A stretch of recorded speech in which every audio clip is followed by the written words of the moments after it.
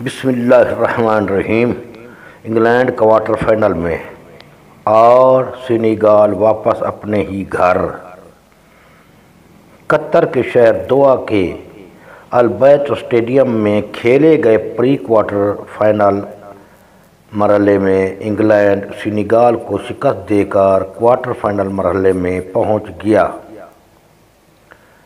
England نے Senegal پر match کے آغاز سے ہی دباؤ بنا رکھا اور موقع ملتے ہی انگلینڈ کی جانب سے جارڈن نے 38ویں منٹ پر سینیگال کے خلاف پہلا گول کر دیا،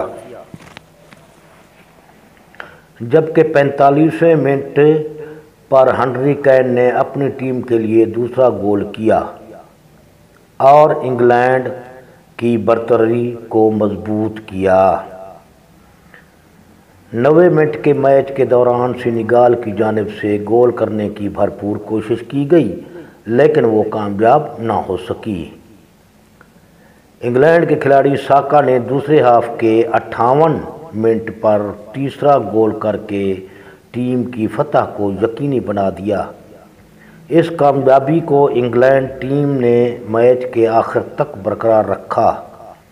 انگلینڈ کے کھلاڑی ہینڈرسن، ہیری کین نے پہلے ہاف میں ایک گول جبکہ ساکا نے دوسرے ہاف میں ایک گول کیا۔ انگلینڈ نے پری کوارٹر فائنل مرحلے میں سینیگال کو 0 کے مقابلے میں 3 گول سے شکست دے دی اور کوارٹر فائنل مرحلے میں داخل ہو گیا۔ اللہ حافظ۔ مزید خبروں کے لیے انشاءاللہ حاضر ہوں گا۔ چینل کو سبسکرائب بھی کر دیں پلیز، ویڈیوز کو لائک بھی کر دیں۔ شکریہ۔ اللہ حافظ۔